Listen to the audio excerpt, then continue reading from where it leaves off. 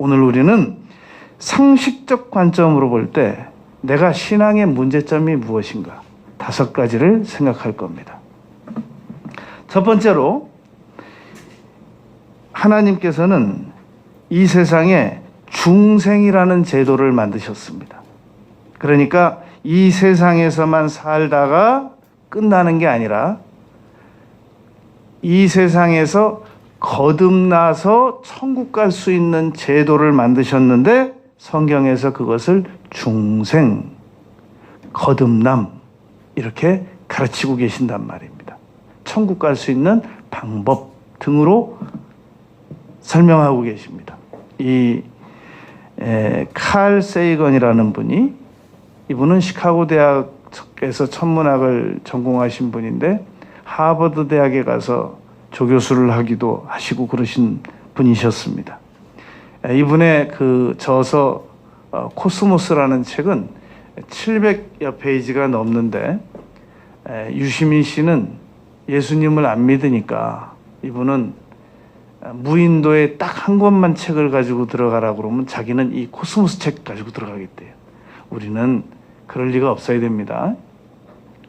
이 코스모스라는 책을 보면은 지구에서 사용하는 단위는 이 미리, 센티, 그리고 미터, 킬로미터, 마일, 이런 것들이 그 거리를 재는 단위라는 겁니다. 그러나 그건 지구 안에서의 단위고 지구 밖을 나오면 언제 이걸 자로 재겠냔 말이죠. 그래서 지구 밖에서는 거리를 재는 단위를 빛의, 천문학에서는 빛의 이 속력으로 잰다라고 이 저서에서 밝히고 있습니다. 그래서 빛은 1초에 지구 7바퀴를 돈다, 그렇게 말하고 있단 말입니다. 그래서 1초에 이 지구가 갈 수 있는 거리가 마일로는 1860마일, 그리고 키로수로는 30만 키로를 갈 수 있다는 얘기입니다. 이 빛과 빛의 속력으로 볼 때 지구와 태양과의 거리가 8분이 걸린다는 겁니다. 그러면 1초에 7바퀴, 지구 7바퀴 반 도는 속력으로 8분을 가보세요. 얼마나 많이 걸리겠나. 그게 태양이고, 만일 태양에서 지구가 지금보다 더 가까워지면 우리는 타 죽고, 더 멀어지면 우리는 얼어 죽습니다. 그런데 세상 사람들이 말하는 우연히도 얼지도 않고 타지도 않을 수 있는 딱 알맞는 거리에, 그것도 공중에 떠 있다고 그러잖아요. 욥기에 보면 지지대로 받쳐놓은 게 아니라 태양도 공중에 떠 있고 무슨 힘으로 떠 있는지 몰라요. 지구도 공중에 떠 있고 딱 알맞는 거리. 그런데 이 칼 세이건은 더 놀라운 얘기를 합니다. 빛이 1년 동안 달릴 수 있는 거리, 1초에 지구 7바퀴를 도는데 빛이 1년 동안 갈 수 있는 거리를 1억 광년이라고 하는데, 지구에서 본격적으로 별들이 많이 모여있는 곳을 가려면, 번화가를 가려면, 성운들이 많이 모여있는 번화가를 가려면 80억 광년을 가야 된대요. 그런데 시편 8편 2절에는 더 놀라운 얘기가 써 있어요. 이 우주를 하나님은 주의 손가락으로 지으셨대요. 여러분, 과학이 발달이 돼서 이런 걸 이렇게 밝혀주니까 우리가 옛날에는 지구 중심이라고 그랬고 후에는 태양 중심이라고 그랬는데, 그것도 과학이 발달이 되니까 이제 알게 되는 내용이지 않습니까? 그러면 우리가 과학이 발전되는 것처럼 이제 우리 상식도 좀 같이 이 수준 있게 발달돼서 분별할 수 있는 건 분별을 해버릇해야 되잖아요. 저거는 옳지 않아. 저거는 예의에 어긋난 거야. 저거는 성령께서 말씀하시는 게 아니야. 이걸 알아야 되잖아요. 그러므로 우리는 오늘 상식적 관점에서 이 중생의 문제를 생각해 보자는 말입니다. 한번 잘 생각을 해보세요. 어떻게 상식적인 관점으로 예수님께서 바다 위를 걸어서 제자들에게 온다는 게 믿어지십니까? 마태복음 14장 25절에 어떻게 상식적인 관점으로 사도행전 1장 9절에 보면 120명의 갈릴리의 사람들 500여 명이 보는 앞에서 아무 몸에 과학적 도구도 착용하지 않으신 예수님께서 제자들이 보는 앞에서 구름 위로 떠서 올라가실 수가 있습니다. 승천. 이건 상식적으로 말이 안 되는 거잖아요. 익히 상식적으로 말이 안 되는 게 구약에 많이 있었다는 건 이미 알고 있어요. 홍해가 갈라졌다는 거, 태양이 정지됐다는 거, 만나가 내려왔다는 거, 한 번도 내려온 일이 없었던 만나가 내려왔다는 거, 메추라기가 2m 쌓였다는 거, 요단강이 갈라졌다는 거, 엘리사가 물에 빠진 도끼를 나뭇가지로 갖고 물을 저었더니 도끼가 떠올랐다는 거, 다 말할 시간이 부족하단 말입니다. 그런 거 상식에 위배되는 내용이 성경에 많이 있었는데 신약에서도 그러했단 말입니다. 자, 그렇다면 사람이 거듭나서 천국에 가는 법칙을 이 지구상에 있는 법칙대로 돈을 내야 된다거나 무슨 고시를 봐서 시험에 치러서 합격을 해야 한다거나 아니면 고난을 많이 당해야 한다거나 삼보일배를 5만 번 해야 된다거나 이런 지구상에 있는 법칙으로 합격을 해서 천국을 가는 법칙이 믿어지십니까? 아니면 지구에는 없는 새로운 법칙이 예수님께서 말씀하신다고 하는 것을 믿고 천국에 갈 수 있는 방법을 합당하게 여기시겠습니까? 상식적으로 만약에 천국을 세상에 있는 법칙대로 갈 수 있다면 그건 천국이 아닙니다. 또 다른 지구지. 또 다른 세상이지.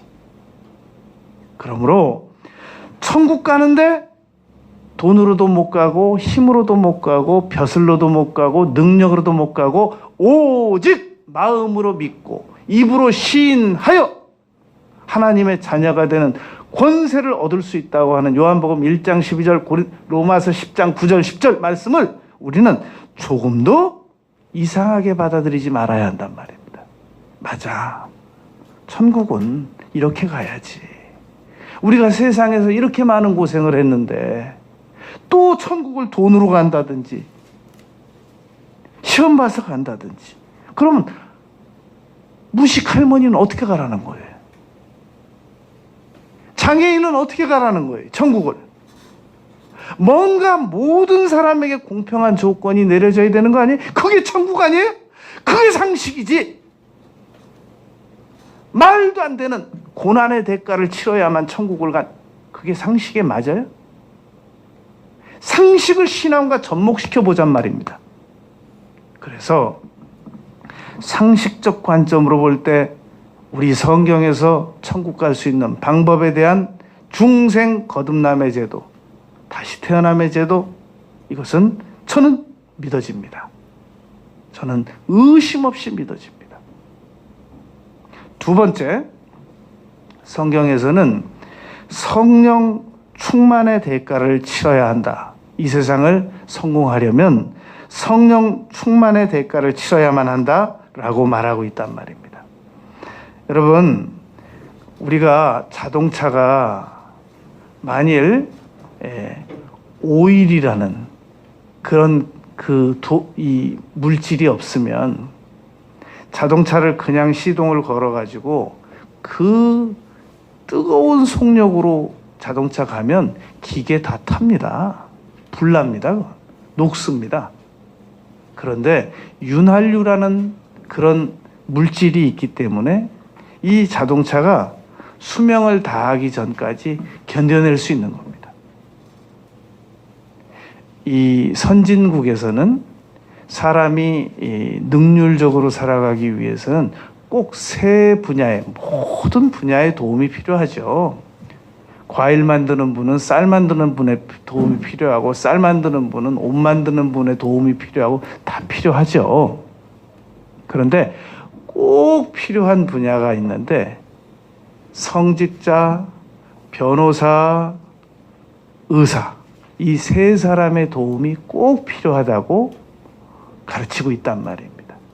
그래서 성직자에게는 모든 신앙적인 문제, 자신의 임종 예배 문제, 이런 걸 다 의탁합니다. 신앙적인 어려움의 문제, 영적인 문제, 두려움의 문제, 귀신의 악령의 문제, 다 신앙적인 문제를 성직자에게 의존합니다. 그리고 신체적인 문제는 의사 선생님에게, 자신의 주치의에게 요구한단 말입니다. 그리고 법률적인 문제는 자신의 고문 변호사에게 요구한단 말입니다.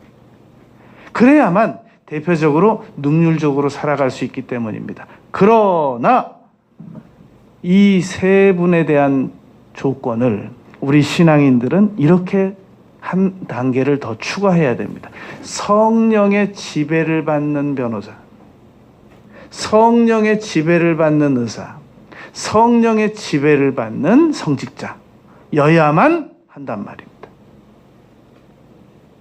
성령의 지배를 받지 않는 변호사나 성령의 지배를 받지 않는 의사나 성령의 지배를 받지 않는 성직자는 일반인과 다를 게 하나도 없어요. 똑같아요. 그러므로 상식적 관점으로 바라볼 때 우리는 이 세 분야의 도움이 필요하다는 거 너무 잘 알죠. 그러나 성령의 지배를 받지 않는 사람의 도움은 난 거절하겠어요.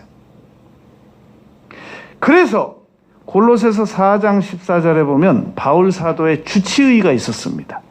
사랑을 받는 의사 누가와 라고 골로새 교인들에게 보내는 편지에서 바울 사도가 누가를 소개했단 말입니다. 예수님의 명령이 있고 사도의 명령이 있습니다. 에베소서 5장 18절에서는 사도의 명령이 기록되어 있습니다. 오직 성령으로 충만함을 받으라. 모든 분야에 있는 사람들은 성령의 도움을 받아야만 이 암흑 같은 세상에서, 한치 앞을 볼 수 없는 세상에서, 전도서에 보면 5구절이나 인간은 1초 앞을 내다볼 수 없는 존재라고 가르치고 계시단 말입니다. 그러므로 반드시 성령님의 도우심을 받아야 됩니다. 누가 아무리 옳다고 해도 마음이 불안하면 아니에요. 누가 아무리 잘 설득을 해도 내 마음에 평안이 없으면 아닙니다. 내가 법률을 알고 모르고 그거 아니에요. 마음에 확신이 없으면 아니에요. 로마서 14장 23절에 믿고 확신하는데 거하라고 말했기 때문입니다. 세 번째, 신유의 문제입니다. 우리가 상식적인 관점으로 볼 때 무슨 물건이든지 만들면 그 만든 사람이 상식적으로 수리를 전담해 주게 되어 있습니다. 예를 들어서 음식을 만들어준 사람에게 이 음식이 쉬었다 그러면 음식 만들어준 사람이 책임져 줍니다. 음식 만들어준 사람에게 이 음식 먹다 머리카락이 나왔다, 그 음식 만들어준 사람이 책임을 져줘요.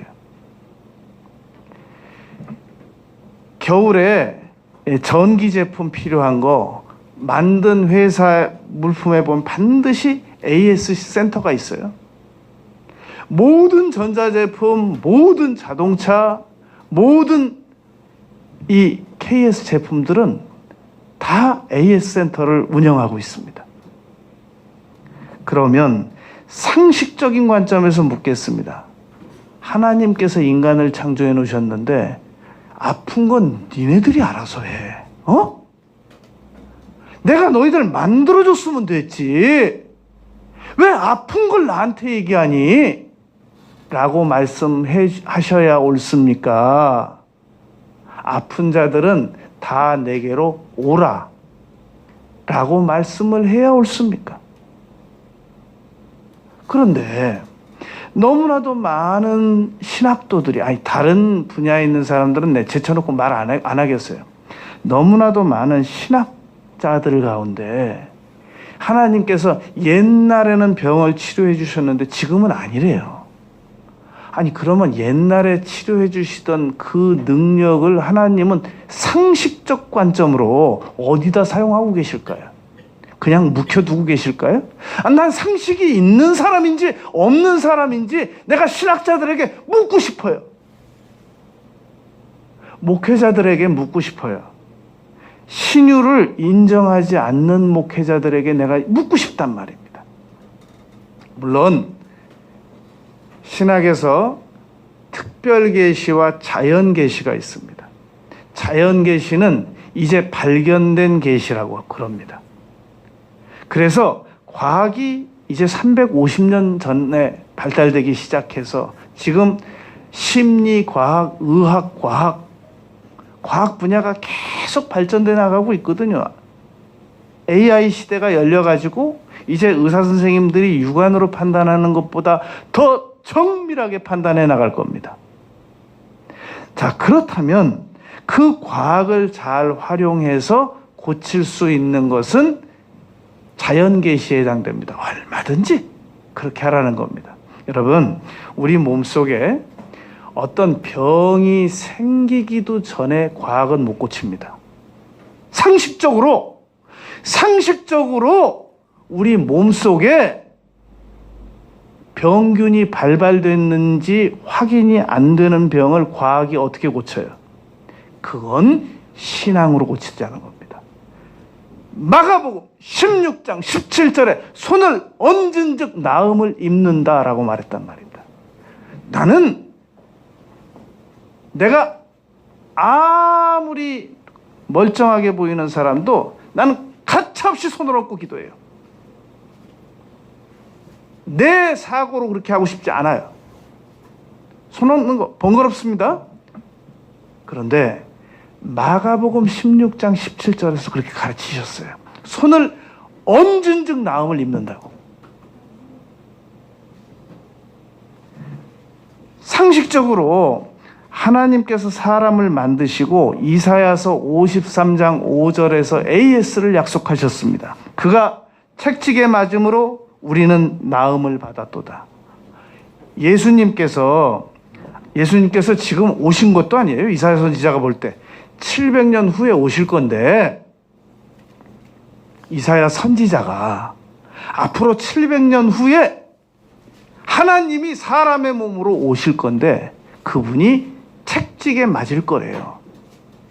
아니 70년 후도 아니고 700년 후에 오셔서 그분이 책찍에 맞으실 거래요. 이유는 아픈 사람들을 낫게 하기 위한 대가 치름을 위하여. 놀라운 AS 약속이잖아요. 세상 방법과 달라야지요. 상식적으로 달라야지요. 어떻게 세상적인 방법과 똑같은 거리 치수를 요구하고.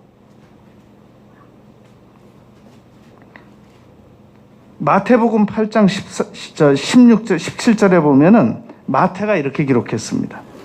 이는 선지자 이사야를 통하여 700년 후에 예수님의 제자가 선지자 이사야를 통해서 700년 전에 우리의 연약한 것을 친히 담당하시고 병을 짊어지셨도다 함을 이루려고 예수님께서 십자가에 죽으셨다라고 기록했단 말입니다. 베드로전서 2장 24절에서 그가 책찍에 맞음으로 너희는 나음을 얻었나니? 라고 말씀하셨습니다. 여러분, 우리는 치료를 요구할 때 하나님, 저는 이거 병원 가서 고칠 겁니다. 의사 선생님들에게, 제가 병원 가는 분들에게 안수를 이렇게 드립니다. 하나님, 단 0.001mm도 오차가 없이 치료되게 해주세요. 그렇게 기도합니다. 지금은 이제 은퇴하시고 저 통영 내려가셨는데, YMCA에서 내 치아 한 20년간 치료해 주셨던 그 김택정 장로님께서 내 사랑니 빼러 가는 날이었어요. 일주일 동안 기도 많이 했어요. 하나님, 장로님께서 사랑니를 뺄 때 놀랍게 정밀하게 뽑아지게 해주시옵소서. 단 0.01mm 오차도 없게 해주시옵소서. 일주일 동안 기도했어요. 새벽에 기도하고 저녁에 기도하고 자다가 일어나서도 기도하고. 이제 그날이 됐어요. 이제 사랑니 수술하는 날이에요. 가서 이렇게 누워가지고 천 이렇게 덮고 장로님께서 시작하시더라고요. 그러더니 장로님이 놀라는 소리가 들려요. 난 이제 천이 덮여 있으니까 무슨 말씀이신가 듣고 있었더니, 아니 이가 이렇게 쉽게 빠지면 목사님이 내가 고생한 걸 모르는데? 근데 지금도 내가 그 말이 기억나요. 장로님 놀라시는 게. 예? 이 사랑니가 이렇게 쉽게 빠지면, 어떤 사람은 막 누워있고 막 거꾸로 있고 막 이상하게 고생하잖아요. 이거 목사님이 나보고 이거 수고 하나도 안 했다 그러겠는데? 지금도 기억이 나요. 지금도. 기도를 많이 하란 말입니다. 병원 갈 때 약도 언제 먹느냐? 우리가 몸의 신체의 기능 가운데서 감기가 올 것 같다? 그러면 그때는 미리 기도해도 돼요. 하나님, 감기가 안 오고 해주세요. 이미 왔어요. 콧물 줄줄 눈열, 그건 이미 형성된 부분은 약으로 치료해야 돼요. 주사나. 이미 형성됐기 때문에, 약의 그 병의 집이 지어졌기 때문에. 그러나 그 병의 집이 지어지기 전이나 치료 후에 재발이 안 되는 거는, 그건 손을 얹고 기도해야 돼요. 그래서 내가 여러분들에게 꼭 권하는 게 그겁니다. 날마다 할 수 있으면 너무 좋아요. 내 몸속에 있는 모든 암세포들은 예수님의 이름으로 꾸짖으며 명하노니 떠나가라! 기도하란 말입니다. 사람은 하루에 암세포가 건강한 사람도 자생력으로 이겨서 그렇지 5개 이상 생긴대요. 기도하란 말입니다. 내가 여러분들 기도해 드릴 때 어떤 감동이 오면 그 기도부터 먼저 해요. 그러나 그렇지 않을 때는, 아무 감동도 안 올 때는 예수님 이름으로 꾸짖어 명하노니 이 몸속에 있는 모든 질병세포는 떠나가라! 기도한단 말입니다. 이거는 성경에 있는 치료 방법입니다. 야고보서 5장 15절 16절의 기록을 보면, 믿음의 기도는 병든 자를 구원하리니. 그러므로 너희가 병들었을 때는 장로들을 청하여 기도를 받으라고 그랬습니다. 목사들을 말하는 겁니다. 주의 종들을 말하는 겁니다. 우리나라에서는 이걸 법으로 묶어놨어요. 그렇기 때문에 부모는 자녀에게 손을 얹고 기도해도 된단 말입니다. 성도들끼리는 안 되고, 전도사님까지는 아픈 곳에 손을 얹고 기도하면 돼요. 아무나 머리에다 손 얹고 기도할까봐 목사들만 머리에 손 얹고 기도하도록 우리가 이 교회법으로 암묵적으로 다 정해놨어요. 그렇다고 또 아무 목사한테 또 성령으로 충만하지도 않은 목사한테 또 기도받으면 안 되죠, 그것도. 자, 그래서 신유의 법칙도 상식적으로 생각을 해보세요. 요즘에 그 암 걸린 분들이 구충제 먹고 암이 일부 나은 분들이 있다. 또는 구충제 먹고 나는 어차피 죽을지도 모르니까 나는 구충제라도 먹고 마지막 희망을 걸어보겠다. 이게 상식에 맞냐 안 맞냐? 구충제를 먹어서 신체에 해가 있다라는 조사 결과가 이미 나왔는데 그걸 먹는다 그러면 그건 상식이 위배된 겁니다. 이미 의학자들이 구충제를 먹으면 암세포를 가진 사람들에게 오히려 더 문제를 발생시킬 수 있습니다. 라는 결과 발표가 나왔는데도 구충제를 먹는 사람은 상식에 위배되는 행동을 하고 있단 말입니다. 근데 아직 의학자들이 그 부분에 대해서 밝혀낸 바가 없어요. 왜 우리 그런 경우 있잖아요. 이건 분명히 윤리적으로도 위배되고 사회적으로도 분명히 문제가 있는데 아직 처벌할 근거가 없어서 처벌을 못한다고 하는 법적 조항이 없어서 처벌을 못하는 문제가 있잖아요. 분명히 이 사람이 지푸라기라도 잡아야 돼요. 병원 가서도 해결해 못 해주고 어디 가서도 해결을 못 받아요. 근데 자기 이제 암으로 죽어가요. 그러니까 나는 마지막으로 이 구충제라도 먹고 희망을 걸어보겠습니다. 그건 그분의 선택인 거예요. 그건 상식적으로 위배가 안 되는 거예요. 아직 의학적 결과 소견이 나오지 않은 상태이기 때문에. 그건 그냥 우리가 일반적으로 볼 때 저러고 싶을까? 나라면 저거 먹게 될까? 나 같으면 그냥 안 먹게 될 것 같은데 그러더라도 그건 그분에게 존중해 줘야 된단 말입니다. 그러나 더 나은 방법이 있어요. 성경에 인간을 창조하신 하나님께서 신유 AS를 분명히 적어 놓으셨어요. 이 방법이 있는데 왜 사용 안 하느냐 말입니다. 옛날에 그런 일이 있었다. 그 사람 좀 아파봐야 돼요. 네? 신유는 옛날에 있었던 일이라고 말하는 신학자나 목회자들이 좀 아파봐야 돼요. 무책임한 발언을 함부로 하는 것은 상식에 오히려 위배가 되는 겁니다.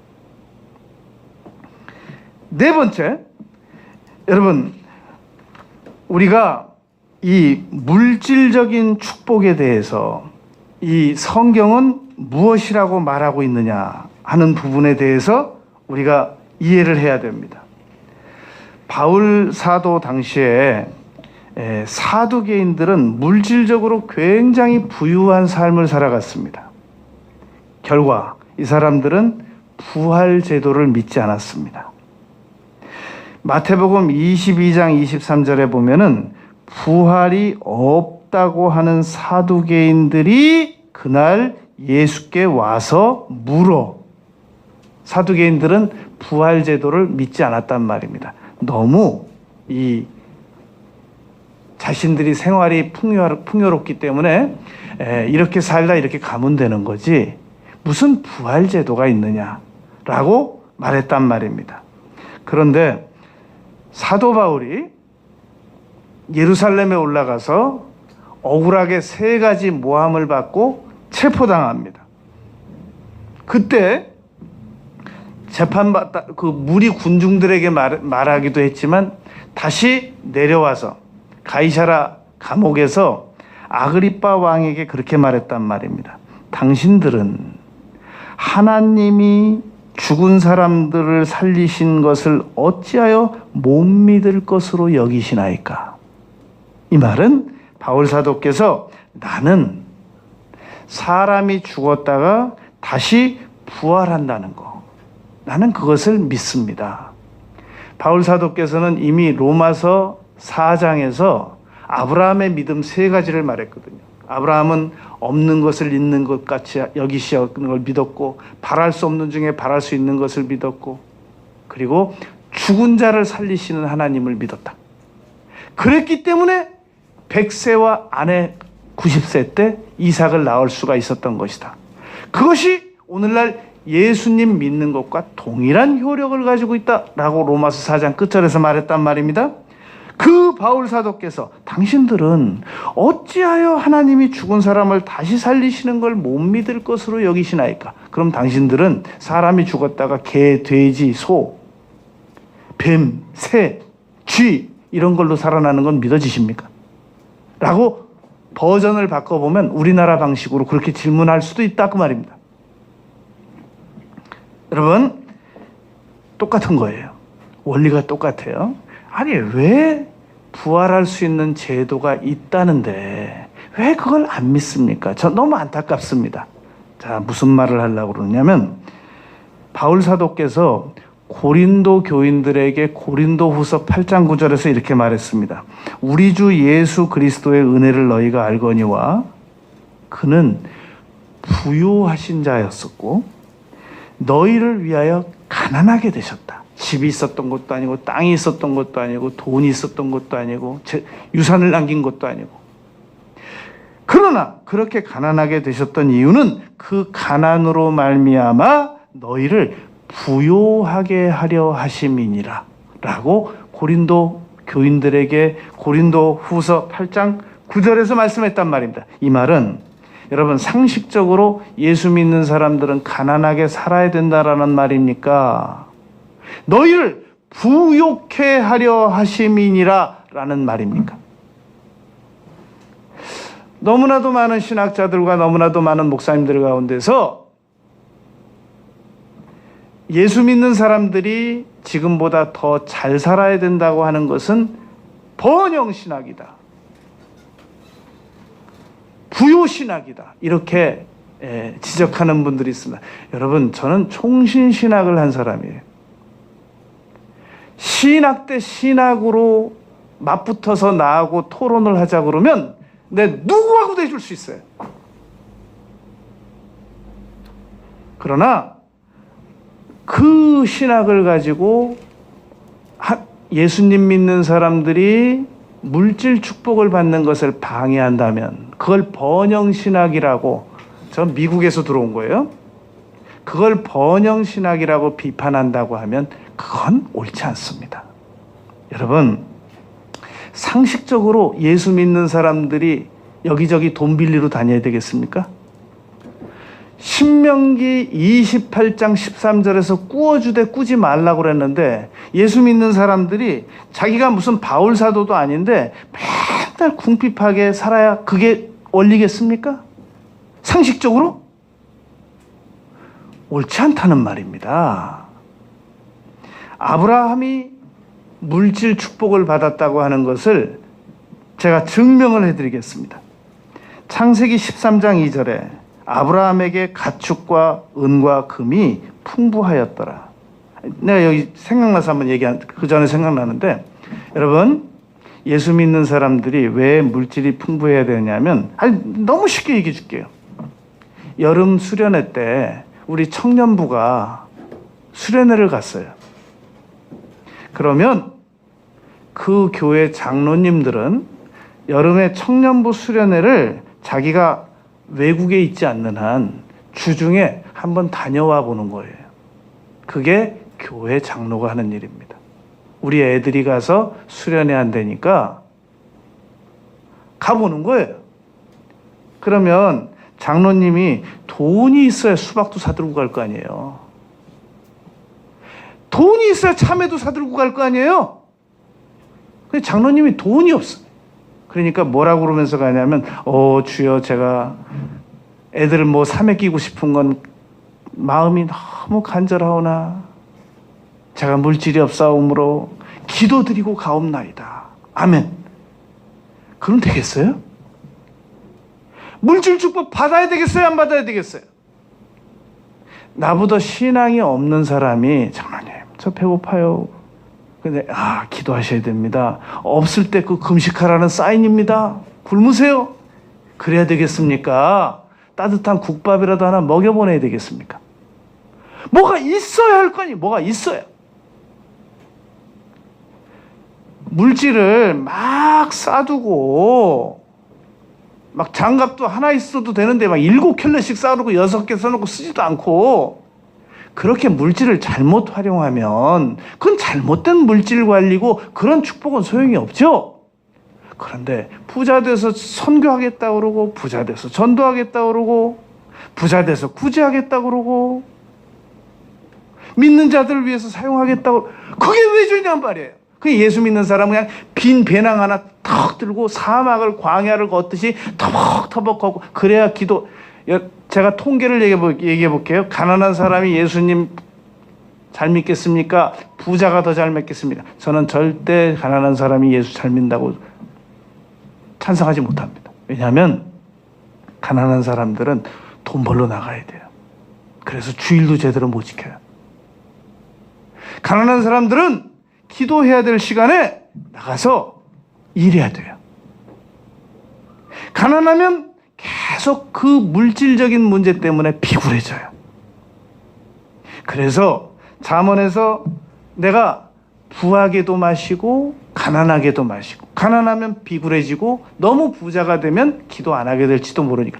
그러니까 그리스도인들이 물질 축복을 받겠다고 하는 것은 하나님 앞에 징계 안 받을 만큼, 다른 사람들에게 누추하지 않을 만큼, 다른 사람들에게 돈 빌리지 않을 만큼, 신앙생활 하는데 어려움 없을 만큼, 여가 생활하는데 어려움 없을 만큼, 하나님 눈밖에 나지 않을 만큼, 그런 만큼의 축복을 원하는 거지, 막 쌓아두는 것이 번영신학이래요. 잘 지적했습니다. 쌓아두는 건 그래가지고 자기도 쓰지 않고 가난한 사람에게도 주지도 않고, 북한에도 돼지고기 부여층에서는 몇 근을 쓰레기통에다 버린대. 저 북한 먹을 거 없는 거에서도. 그것도 죄지만 돈이 많은 사람이 자유세계에서 가지고 잘못 사용하는 것도 죄란 말입니다. 우리는 지금 그런 축복을 받자는 게 아니에요. 꼭 필요한 걸 받자는 거죠.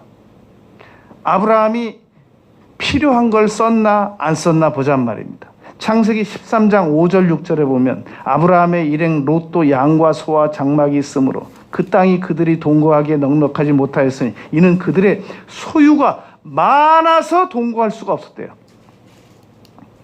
창세기 12장에서는 아브라함에게 갈대아 우르에서 75세 된 노인에게 내가 보여줄 땅으로 가라. 아직 안 보여줬어요? 보여줄 땅으로 가라. 창세기 13장 15절 보이는 땅을 봐라. 12장에서는 보여줄 땅으로 가라. 13장 5절에 15절에서는 봐라. 지금 보이는 땅을 내가 줄게. 그대로 하셨단 말입니다. 창세기 14장 14절 아브라함이 그의 조카가 사로잡혔음을 듣고 집에서 길리고 훈련된 자 318명을 거느리고 318명을 돈 없이 무슨 수로 길리고 연습시켜요? 개인이. 창세기 14장 21절, 22절, 23절 소돔 왕이 이제 조카 롯이 그 붙잡혀가서 포로로 붙잡혀가서 집에서 길리고 연습시킨 자 318명을 데리고 가서 포로로 끌고 왔어요. 그돌라모엘 왕에게 찾아왔단 말입니다. 소돔 왕이 자기도 못한 일을 아브라함이 하니까 너무 기쁘니까 이렇게 말했습니다. 그것 있잖아, 전리품 다 당신 가져. 아브라함이 이렇게 말했습니다. 내가 내 말이 아브라함으로 치부하게 하였다 하여 내가 속한 것은 실 한 오락이나 들매끈 한 가닥도 내가 가져가지 아니하리다. 내가 여호와께 손을 들어 맹세한다. 이거 지금 소돔 왕에게 아브라함이 한 말입니다. 내가 전리품에서는 실 한 가닥도 안 가져간다. 이거 없이도 부자 된 분이에요. 왜 그랬느냐? 창세기 15장 1절에서 하나님께서 아브라함에게 환상 중에 말씀하셨거든요. 나는 너의 방패요 너의 큰 상급이다. 지금 아브라함이 현재 있는 재산 말고도 플러스 요인이 있었는데 그게 하나님의 큰 상급이라고 말했단 말입니다. 창세기 23장에 보면 에브론이라는 사람이 아브라함에게 이렇게 말했습니다. 아니, 당신은 우리 지역에서 이 장관 같으신 분인데 어떻게 막벨라 굴 조그만 거 하나 그거를 어떻게 당신이 쓰겠다고 하는데 내가 이걸 돈 받고 받겠습니까? 그냥 쓰세요. 몇 번 얘기했는데 아브라함이 절대 거절합니다. 그러면서 은 400세겔을 달아서 그 땅 주인 에브론에게 주고 막벨라 굴을 얻어서 사라 죽었을 때 첫 장례를 거기다 치릅니다. 그리고 자기 죽었을 때 이삭과 야곱에 의하여, 에서에 의하여 그 다음으로 막벨라 굴로 들어갔단 말입니다. 한 번도 그냥 얻은 게 없어요. 창세기, 그러면 아브라함은 원래 일반인이라서 이렇게 축복을 하나님이 많이 해주신 거 아니냐. 창세기 20장 7절입니다. 그는 선지자니라. 아브라함이 선지자래요. 선지자가 무슨 돈이 이렇게 많이 필요해요?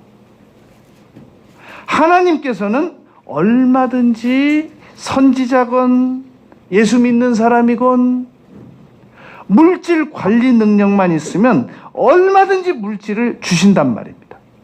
창세기 13장 5절 6절, 그리고 이 창세기 24장 34절에 보면 그가, 아브라함의 종이 이렇게 말합니다. 이제 그 이삭의 아내를 데리러 갔어요. 그래가지고 그 리브가의 아버지에게 그렇게 말합니다. 나는 아브라함의 종입니다.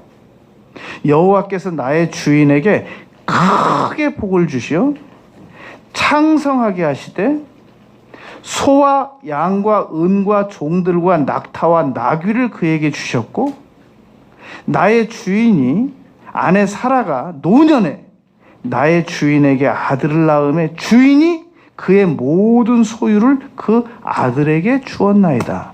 아들은 부자예요, 아니에요? 아브라함에게 물려받았으면. 이삭도 그래서 부자예요. 아브라함에게 그 소유를 다 물려받았기 때문에. 창세기 25장 5절 7절, 아브라함이 이삭에게 자기의 모든 소유를 주었고 아브라함의 향년이 175세라. 이삭이 부자였다는 거. 창세기 26장 12절 13절 14절에 보면 이삭이 그 땅에서 농사하여 그의 100배나 얻었고 여호와께서 복을 주심으로 그 사람이 창대하고 왕성하여 마침내 거부가 되어 양과 소가 떼를 이루고 종이 심히 많으므로 블레셋 사람이 그를 시기하기까지 했다. 야곱이 부자였던 겁니다. 창세기 32장 10절, 내가 지팡이 하나만 가지고 이 요단을 건넜는데 지금은 2때나 이루었나이다. 어떤 사람이 낱낱이 계산했대요. 지금부터 한 20-30년 전에 야곱 재산이 200억이더래요. 지팡이 하나 가지고 건넜는데. 에서가 야곱을 만났을 때 이 때가 무엇이냐? 야곱이 주의 은혜를 입으려 함이니이다. 에서가 동생아, 내게 있는 것이 내게 족하다. 나 족하다. 내 소유는 네가 가져라. 야곱이 그렇지 아니하니이다. 그래서 내가 형님께 드리는 예물을 받으소서. 그에게 강권함에 받으니라. 야곱 부자였다는 거예요. 세겜 가서 땅 사고. 요셉, 창세기 50장 6절 7절 8절 9절에 보면 야곱이 죽었을 때 요셉이 자기 아버지를 장사하러 올라가니 바로의 모든 신하와 바로의 궁의 원로들과 애굽 땅의 모든 원로와 이들이 다 장례식 때 병거와 기병이 요셉을 따라 올라가니 그때가 심히 컸더라. 여러분, 우리가 시간상 아브라함, 이삭, 야곱, 요셉만 예를 들었어요. 하나님께서 그 전능하신 능력 가지고 물질을 주셨단 말입니다. 이들이 물질과 상관없이 잘못했을 때는 얼마든지 징계하셨습니다. 예수 믿는 사람들이 징계를 받을 때는 물질과 상관없이 요나처럼 바다에 던져집니다. 베드로 사도가 말했단 말입니다. 안 믿는 사람들도 심판하는데 믿는 사람들을 먼저 심판하지 않는 하나님이시라고 말씀하셨단 말입니다. 여러분, 우리는 신명기 8장 3절을 기억해야 돼요. 이 40년 동안 내 의복이 헤어지지 아니하였고 내 발이 부르트지 아니하였느니라. 그리고 신명기 8장 19절에서 네가 그러나 다른 신들을 따라가면 반드시 너는 멸망한다. 하나님이 물질 주십니다. 그러나 잘못된 것을 따라가면 반드시 심판하신단 말입니다. 내 소유가 다 풍부하게 될 때에. 이러니까 하나님은 우리에게 물질만 주시는 분이 아니라, 어떤 사람들은 물질을 하나님보다 더 중요하게 여기시는데, 잠언 21장 1절에서 은이나 금보다 명예를 더 귀하게 여기라고 그랬잖아요. 그러니까 하나님의 축복에는 명예적 축복, 신체적 축복, 물질적 축복, 관계적 축복, 이런 것들이 있단 말입니다. 계속 꿈과 희망을 가지고 더 많이 받아 누려야 됩니다. 그걸 보고 거룩한 욕심이라고 합니다. 이사야서 32장 8절에 거룩한 자는 거룩한, 존귀한 자는 존귀한 계획을 많이 세운다고 그랬습니다. 얼마든지 하나님의 축복을 지금보다 더 많이 받아서 더 잘 관리해서, 록펠러처럼 11조 계산하는 직원만 4명을 뒀대잖아요. 그래서 계속 관리 잘해서 더 많은 대로 쓰면 되잖아요. 록펠러가 그 엄마의 가르침을 받았단 말입니다. 목사님 말을 하나님 말처럼 알아라. 항상 예배 시간에 졸지 말고 잘 들어라. 11조를 절대 떼먹지 마라. 그 3가지를 록펠러가 배운 거예요. 뉴욕시에 그 수도를 다 무료로 놔줬대잖아요. 돈은 가치 있게 쓰면 좋은 겁니다. 물질 축복을 받아서 신앙생활을 잘하는 게 상식이지, 물질 축복을 못 받고 계속 어려운 상태로 신앙생활에 어려움을 겪는 게 상식입니까? 물론 고린도후서 12장 10절에서 바울 사도는 그랬어요. 내가 하나님을 위해서 업신여김 당하는 거, 그리고 핍박당하는 거, 끝에 물질적으로 궁핍한 거, 이게 다 하나님께 대하여 약할 때 강해지기 때문에 나에게 플러스 요인이다. 하나님께서 주의 종들은 정말 혹독하게 다루십니다. 기도를 시켜야 되기 때문에.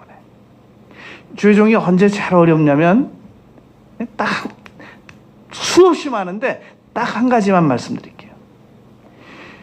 주일날 설교해야 되는데 주일 지나서 월요일날 처리하지 않으면 안 되는 일이 있을 때.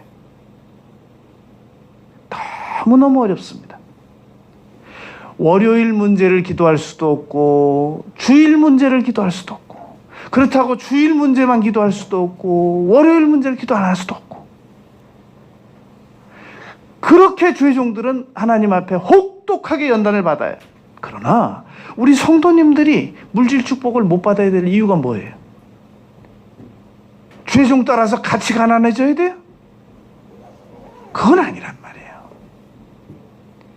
부지런히 물질 축복을 많이 받아서 제발 인색하지 말고, 이기적이지 말고, 징계받을 짓 하지 말고, 올바로 잘, 아니 출애굽기 3장에서 자녀들을 잘 꾸미라고 그랬잖아요. 자녀들도 잘 꾸미고, 그냥 자녀들에게도 막, 여러분들이, 나는 정말 어떨 때는 여러분들 칭찬해 주고 싶어요. 얼마나 자녀들을 아껴가면서 자녀들에게 새 옷 안 입히고 흔옷 입히고 아름에서 다 갖다 입히고, 그러고 아껴가지고 헌금하고 교회 봉사하고, 난 정말 여러분들 장하다고 생각해요. 그러니까 그것도 너무 잘하는 거예요. 가끔 가다가 정말 내가 내 자녀를 위해서 뭔가 해주고 싶은데 이거 아껴야 돼. 그래야 하나님께 드려야지. 그래야 하나님이 좋아하지. 맞아요. 그런데 가끔은 자녀에게 그냥 펑펑 쓰세요. 주일 위배하지 않는 범위 내에서, 기도 생활 못하는 않는 범위 내에서 과감하게 쓰세요. 공부도 많이 시키고. 하나님께서 그 정도의 물질은 얼마든지 주신단 말입니다. 그리고 우리는 전략하고, 우리는 기도하고, 그러자는 말입니다. 이거 다 상식에 위배되는 거 아니에요? 얼마나 많은 사람들이 예? 강남 어디라고는 얘기 안 하겠어요. 그냥 무의미하게 돈들을 많이 쓰는 분들이 있단 말이에요. 우린 그거 아니잖아요. 끝으로 재림 부분입니다. 예수님께서 반드시 다시 오십니다. 그래서 이 재림교라는 게 있었습니다. 이 재림교라는 게 이름을 바꾼 것이 제7 안식교라는 겁니다. 제7 안식교가 원래 재림을 중심으로 만들어진 겁니다. 그래서 이 제7 안식교는 우리 정통적인 개신교에서는 2단으로 분류를 했습니다. 그 제7 안식교 교도들의 신학교를 전담으로 만드는 곳이 삼육대학교입니다. 삼육두유가 거기서 나온 겁니다. 먹는 거 가지고 뭐 이거 2단이 만들었다 안 만들었다 뭐 그것까지는 우리가 생각할 일은 아닌데 말하는 김에 얘기해 드리는 겁니다. 제7 안식교가 어떻게 만들어졌냐면 4사람이 중추적으로 만들었습니다. 월리엄 밀러, 조셉 베이츠, 이 하이람 에드스, 엘렌 G. 화이트, 이 4명이 만들었단 말입니다. 월리엄 밀러라는 사람이 1843년 3월 21일 날 예수님이 오신다고 그랬습니다. 재림. 안 왔거든요. 이분이 다시 고쳤습니다. 1834년 3월 21일, 1년 연장됐다고 그랬습니다. 또 안 오셨단 말입니다. 너무 할 말이 없었어요. 그래서 체면도 안 쓰고 그러니까 회중교에서 나왔어요. 월리엄 밀러가 예언한 대로 예수님이 안 오시니까 제 날짜 안 오니까 그 밑에 있는 사람들이 굉장히 실망했어요. 조셉 베이츠라는 사람이 깊이 기도에 들어갔습니다. 새로운 해석을 들고 나왔습니다. 아, 우리 월리엄 밀러께서 말한 예수님이 재림한다고 하는 것이 이 지상 재림으로 인해 알고 있었는데 아니다. 내가 환상 중에 봤는데 예수님께서 천국 보좌에서 천국 지성소로 들어가시더라. 그게 1834년 3월 21일이었는데 그걸 우린 지상 재림으로 알았던 거다. 그래가지고 다시 이 제7 안식교도들이 탄력을 받았어요. 조셉 베이츠의 그 해석에 의하여 하이람 에드슨이 다시 바톤 물려받고 엘렌 G. 화이트라는 여자가 다시 그 아주 제7 안식교 책을 많이 써냈습니다. 그래가지고 자기들은 토요일 날을 안식일로 지켜야만 된다. 그것이 성경적인 법이다. 그렇게 해가지고 재림을 만들었단 말입니다. 그런데 재림파에서 나와서 이렇게 또 하나의 이단이 만들었단 말입니다. 아주 역사로 보면 거슬러 올라가 보면 예수님이 오신다고 그랬다가 불발로 끝난 게 수도 없이 많아요. 이건 가장 대표적인 거기 때문에 말씀을 드렸단 말입니다.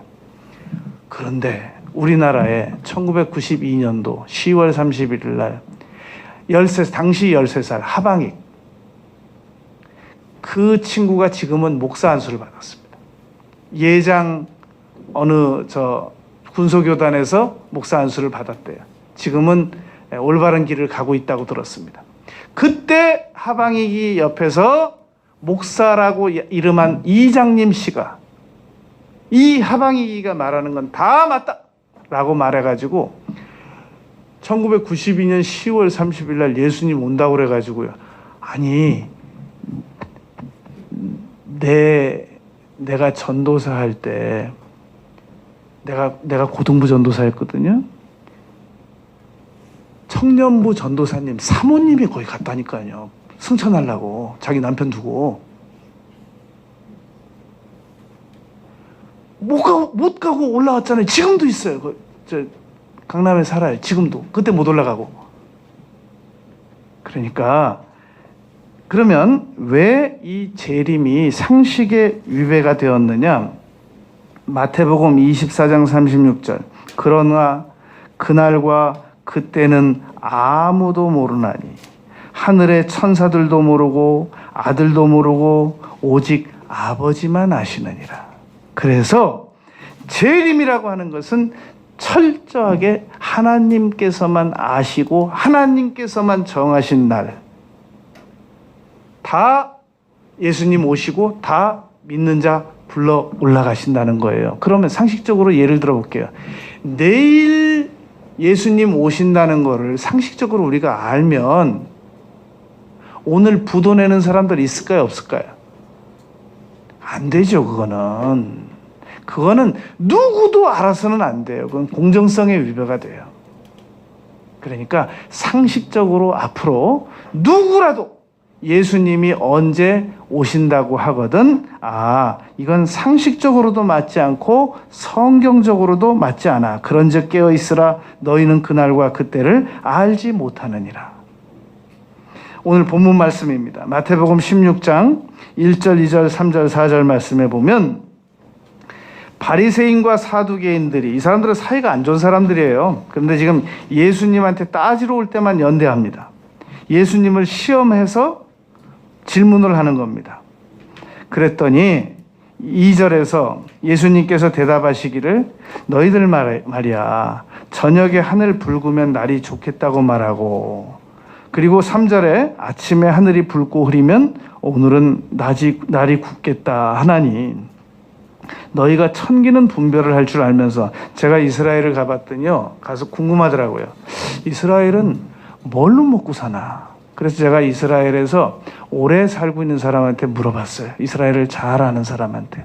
이스라엘은 IT 강국이래요. 소득이 너무 높대요. 그런데 이스라엘 사람들이, 옛날 이스라엘 사람들이 잘하는 게 뭐냐면 이 하늘 보고 기후 전망하는 거, 그걸 너무너무 잘했어요. 그걸 지금 말씀하시는 겁니다. 너희들 하늘 붉고 흐리면 오늘 날 굳겠다. 왜 우리 옛날 저 어른들 그랬잖아요. 허리가 아픈 거보다 다리 쑤시는 거 보니까 비 오는 거 꼭 비 와요 그날. 그러니까 이게 이분들이 경험으로 하는 거란 말입니다. 하늘이 붉으면 날 좋고, 붉고 흐리면 광풍 불고 소나기 오고. 너희가 천기는 분별할 줄 알면서 시대의 표적은 분별할 수 없느냐? 이 말은 이 말입니다. 내가 이만큼 했으면 됐어. 이만큼 병자 고치고, 이만큼 귀신 쫓고, 이만큼 이적을 행했으면 됐어. 너희들은 또 내가 이적 행하면 또 더 행하라고 말할 사람들이야. 그러한 너희 앞에서 내가 뭘 더 하겠니? 이제 됐어. 앞으로 4절, 요나가 바닷물 속에 빠져가지고 물고기 뱃속에 들어가서 사흘 만에 살아나는 것처럼 내가 죽었다가 다시 살아날 거야. 그러면 그때라도 믿어 라고 말했단 말입니다. 오늘 왜 이 본문을 선택했느냐 하면은 2절, 3절 말씀으로 볼 때 상식적인 판단도 하나님이 주신 것이란 말입니다. 상식적으로 날이 붉고 맑고 그러면 판단하고 그게 또 거의 다 맞아요. 그런 것처럼 상식도 하나님이 주신 것이므로, 이것이, 이 일이 성경 말씀에 뭐라고 돼 있지? 이 일이 법적으로 뭐라고 돼 있지? 이러면 사람들이 뭐라고 그럴까? 상식선에 생활하는 겁니다. 모를 때는. 아무것도 이것도 모를 때는. 그러나 성경 말씀에 법이 있을 때는 성경 말씀 법대로 사는 거죠. 우리가 상식적인 관점에서 나의 고통의 원인이 무엇인가? 오늘 중생, 성령 충만, 그리고 우리의 물질 축복, 그리고 이 재림, 그리고 이 치료받는 거, 이 5가지 관점만 분명히 가지고 있어도 내게 앞으로 상식적인 판단 기준이 나도 모르게 상당히 뛰어나게 됩니다. 그러면 내 고통의 원인도 상식적 관점으로도, 자, 이제 우리는 마태, 마가, 누가, 요한복음을 똑같은 내용을 관점을 다르게, 조중동이 보는 것처럼, 경향신문이 보는 것처럼 관점을 다르게 본단 말입니다. 그동안 우리 고통의 원인을 영적으로 나는 죄가 많아서 그래 라고 한 가지로만 해답을 내렸었는데, 이제는 내가 고통당하는 관점을 환경적으로도 보고, 이게 환경에서 온 거냐, 신체적인 고통에서 온 거냐, 과학에서 온 거냐, 상식에서 온 거냐, 영적으로 온 거냐, 훨씬 더 나의 고통을, 이유를 분석을 더 잘 해낼 수 있단 말입니다. 상식적 관점의 고통 원인 분별 방식을 잘 참고해서 신앙의 향상을 가져오는 우리 모두가 되시기를 바라겠습니다.